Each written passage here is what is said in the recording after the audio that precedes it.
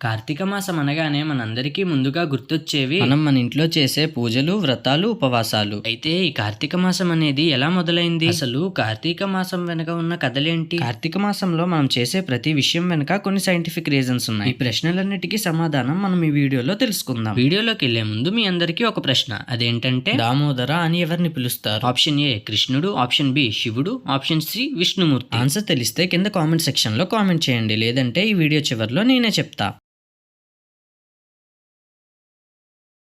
దీపావళి పూర్తయిన తరువాత కార్తీక మాసం అనేది మొదలవుతుంది. కార్తీక అనే పేరు కృతికా నక్షత్రం నుంచి వచ్చింది. ఈ కార్తీక మాసంలో శివకేశవులిద్దరిని సమానంగా పూజిస్తాం. స్కంద పురాణంలో కార్తీక మాసం గురించి కార్తీక మహత్యం అనే భాగంలో స్పష్టంగా తెలిపారు. అందులో ఉన్న దాని ప్రకారం శ్రీ మహావిష్ణువు శ్రావణ శుద్ధ ఏకాదశి నాడు యోగ నిద్రలోకి వెళ్లి తిరిగి కార్తీక శుద్ధ ఏకాదశి నాడు మేల్కుంటారు. శివుడు ఇదే కార్తీక మాసంలో వచ్చే కార్తీక పౌర్ణమి నాడు తారకాసురుడి కొడుకులైన త్రిపురాసురులను సంహరిస్తాడు. అయ్యప్ప స్వామి దీక్ష చేసేవాళ్ళు ఇదే కార్తీక మాసాన మొదలు పెడతారు. అందువల్లనే ఈ కార్తీక మాసాన శివకేశవులిద్దరిని సమానంగా పూజిస్తాం. వాళ్ళతో పాటు ఇదే కార్తీక మాసాన శ్రీకృష్ణుడిని దామోదర అన్న పేరుతో పూజిస్తారు. అంతే కాకుండా ఈ కార్తీక మాసం నెలంతా తులసీమాతకు దీపం పెట్టి పూజిస్తారు. శ్రీ మహావిష్ణువు శాలిగ్రామ రూపంలో ఉన్నప్పుడు తులసీమాతకు దగ్గరగా ఉంటా అని మాటిస్తారు. ఈ విషయాన్ని ఉద్దేశించే కార్తీక శుక్ల ద్వాదశి నాడు తులసి మొక్కను అలంకరించి పూజిస్తారు. మొదటిగా మనం కృష్ణుడిని దామోదర అన్న పేరుతో ఎందుకు పిలుస్తారో తెలుసుకుందాం. ఈ కథ కృష్ణుడి బాల్యానికి చెందినది. ఒకసారి యశోదాదేవి తానే స్వయంగా పితికిన పాల నుంచి వెన్న చిలికే పని పెట్టుకుంది. అలా కుండ నిండా పాలు అందులో రోకలిని కవ్వంగా చేసుకుని వెన్న చిలకడం మొదలు పెట్టింది. అలా వెన్న చిలుకుతూ యశోదాదేవి చెమటలు పట్టి అలసిపోతుంది. అలసిపోయిన అమ్మ దగ్గరకు చిన్ని కృష్ణుడు వచ్చి వెన్న తర్వాత చిలుకుదు గాని నాకు ఆకలిగా ఉంది, ముందు నాకు పాలు పట్టించమ్మా అని ముద్దుగా అడుగుతాడు. బిడ్డ ఆకలి అనేసరికి యశోదాదేవి ఆ పనిని అక్కడే ఆపేసి చిన్ని కృష్ణుణ్ణి ఒడిలో కూర్చోబెట్టుకుని పాలు పట్టించింది. అలా పాలు తాగుతున్న కృష్ణుణ్ణి చూసి తనలో తానే మురిసిపోయింది. ఇప్పుడే పొయ్యి మీద పెట్టిన పాలు పొంగిపోతున్న శబ్దం వినిపిస్తుంది. అది విన్న వెంటనే తన ఒడిలో కూర్చున్న చిన్ని కృష్ణుణ్ణి పక్కన కూర్చోబెట్టి పరుగు పరుగున వంటగదిలోకి వెళ్తుంది. అలా వదిలేసి వెళ్లడం చిన్ని కృష్ణుడికి అస్సలు నచ్చదు. దగ్గరలో ఉన్న ఒక రాయి తీసుకుని పక్కనే ఉన్న వెన్న కుండను కొడతాడు. ఆ కుండ పగిలి అందులో ఉన్న వెన్నంతా బయటికి వచ్చేస్తుంది. అందులో ఉన్న వెన్నంతా దొంగతనంగా తినేసి చిలిపిగా నవ్వుతూ అక్కడి నుంచి పారిపోతాడు. తరువాత వంటగదిలోంచి వచ్చిన యశోదాదేవికి ఎంత వెతికినా అక్కడ కృష్ణుడు కనబడడు. కానీ విరిగిన కుండ మాత్రం అక్కడే ఉంటుంది. అలా విరిగిన కుండను చూసిన యశోదాదేవికి కృష్ణుడు చేసిన చిలిపి పని అర్థమవుతుంది. అలాగే వదిలేస్తే కృష్ణుడు ఇంకా పెంకిగా తయారవుతాడని కృష్ణుడిని మందలించి అవసరమైతే 2 దెబ్బలు వేసైనా సరే దారిలోకి తెద్దామనుకుని కృష్ణుడిని వెతకడం మొదలు పెడుతుంది. అలా బాగా వెతుకుతున్న యశోదమ్మకి ఒక చోట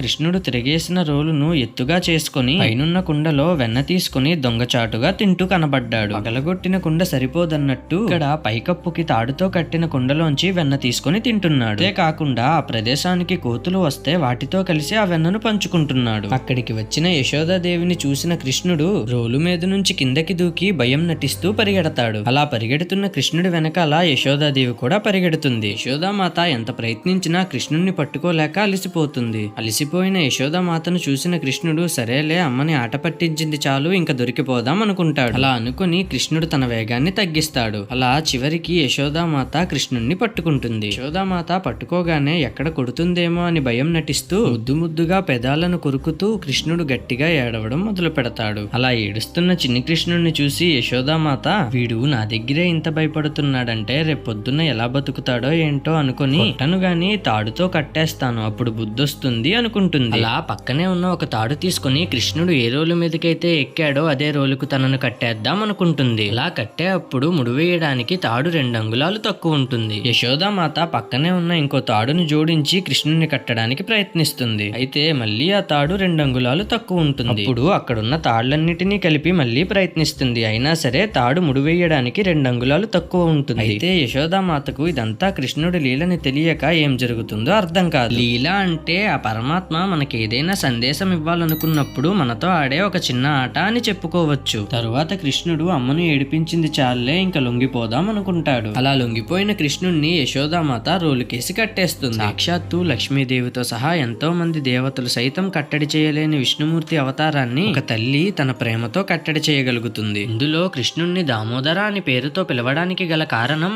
తాడుని సంస్కృతంలో దాము అంటారు. నడుముకి ఇంకొక పేరు ఉదరం. అలా తాడుతో నడుముకి కట్టివేయబడ్డాడు కాబట్టి దామోదర అని పిలువబడతాడు. ఈ మొత్తం కథలో ఆ 2 అంగుళాల తాడు మనకొక ఫిలాసఫీని చెప్తుంది. ఇందులో మొదటిది భక్తుడు తన కోరుకున్న విషయాల్లో తన వంతు ప్రయత్నం తాను చేయాలి. ఇప్పుడే తనకు ఆ పనిలో దేవుడి అనుగ్రహం కూడా లభిస్తుంది. ఇలా ఈ 2 విషయాలు ఆ 2 అంగుళాల తాడు ద్వారా చెప్పాలనుకున్నాడు. ఇది కృష్ణుడి యొక్క దామోదర అన్న పేరు వెనుకున్న కథ. అయితే కార్తీక సోమవారం శివుడికి ఎందుకు అంత ప్రీతికరమైనదో ఇప్పుడు తెలుసుకుందాం. ఒకసారి చంద్రుడు శివుడి కోసం సోమవారం ఉపవాసం ఉండి పూజ చేస్తాడు. చంద్రుడి పూజకు మెచ్చి శివుడు ప్రత్యక్షమై చంద్రుడి శాపానికి విముక్తిగా తనను అర్ధచంద్రాకారంలో శివుడి తల మీద ధరిస్తాడు. చంద్రుణ్ణి మనం సోమదేవ అని పిలుస్తాం. అలా చంద్రుణ్ణి తల మీద ధరించినందుకు సోమదేవ నుంచి సోమాను, పరమేశ్వర నుంచి ఈశ్వరాను కలిపి సోమేశ్వర అని పిలుచుకుంటాం. అందుకనే సోమవారం ఎవరైతే ఉపవాసం ఉండి శివుణ్ణి భక్తి శ్రద్ధలతో పూజిస్తారో వారికి ఆ శివుడి అనుగ్రహం ఎల్లప్పుడూ లభిస్తుంది. ఇందుకు ఉదాహరణగా ఈ కార్తీక సోమవారాల నాడు శివుడికి రుద్రాభిషేకంతో పాటు ఇంకా ఎన్నో అభిషేకాలు జరుగుతాయి. అందుకనే ఈ కార్తీక మాసం అంతా శివలింగాన్ని పూజించడంతో పాటు శివుడి గుడిలో ఎన్నో దీపాలను వెలిగించి దీపారాధన కూడా జరిపిస్తారు. అందుకనే సోమవారాలు శివుడికి ప్రీతికరమైన రోజుగా మారాయి. ఇప్పుడు మనం కార్తీక మాసం వెనుకున్న సైన్స్ గురించి మాట్లాడుకుందాం. కార్తీక మాసం నెల మొదలైనప్పటికీ ఆకాశంలోని సూర్యరశ్మి తగ్గి చలికాలం మొదలవుతుంది. ఈ చలికాలంలో మన బాడీలో ఉండే టెంపరేచర్ చాలా వరకు తగ్గిపోతుంది. మనిషి ఆరోగ్యంగా బతకడానికి వెలుగు, సూర్యరశ్మి ఈ 2 చాలా అవసరం. చలికాలంలో అది తగ్గడం వల్ల మనకి చాలా అనారోగ్యకర సమస్యలు వస్తాయి. చల్లనీళ్ల స్నానం. చలికాలంలో చలి ఎక్కువగా ఉండడం వల్ల చాలా మంది చల్లనీళ్ల స్నానం చేయరు. రోజు చల్లనీళ్ల స్నానం చేయడం వల్ల మన ఒంటికి ఇంకా మనసుకు ఎంతో మంచిదని చాలా మంది ఎక్స్పర్ట్స్ రికమెండ్ చేస్తారు. తరువాత దీపారాధన. ఈ కార్తీక మాసం అంతా ప్రతిరోజు తులసి మొక్క దగ్గర, ఇంకా ఇల్లు గుమ్మాల దగ్గర మరియు గుడ్లల్లో దీపాలు వెలిగించి దీపారాధన చేస్తారు. ఈ దీపాలు వెలిగించడం అనేది దీపావళి నుంచి మొదలవుతుంది. ముఖ్యంగా కార్తీక పౌర్ణమి నాడు ఇల్లంతా దీపాలతో అలంకరించి సంతోషంగా టపాసులు కూడా కాలుస్తారు. ఈ ప్రక్రియను ఆకాశ దీపం అని పిలుస్తారు. అలా కార్తీక మాసం నెలంతా దీపాల ద్వారా వెలుగును పెంచుతారు. తరువాత నది స్నానం. కార్తీక మాసం పాటించే వాళ్ళు సంవత్సరం మొత్తంలో ఒక్క రోజైనా నది స్నానం చేయాలనుకుంటారు. తరువాత వనభోజనాలు. ఈ కార్తీక మాసంలో కుటుంబం ఇంకా చుట్టుపక్కలున్న స్నేహితులందరూ కలిసి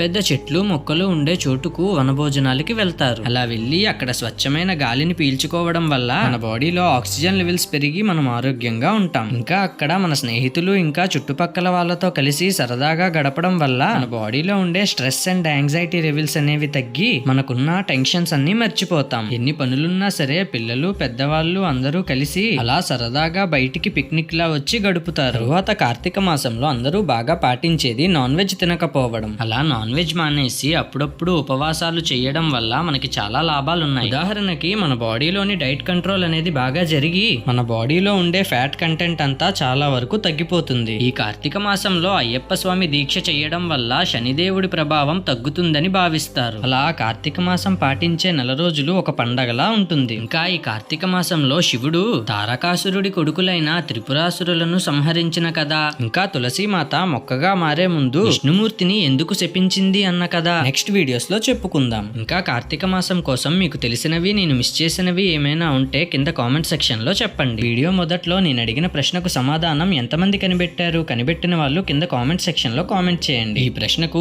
సమాధానం కృష్ణుడు. వీడియో కనుక మీకు నచ్చినట్టయితే లైక్ చేసి సబ్స్క్రైబ్ చేసుకోండి. అలాగే పక్కనే ఉన్న బెల్ ఐకాన్ ని ఆల్ లో పెట్టుకోండి.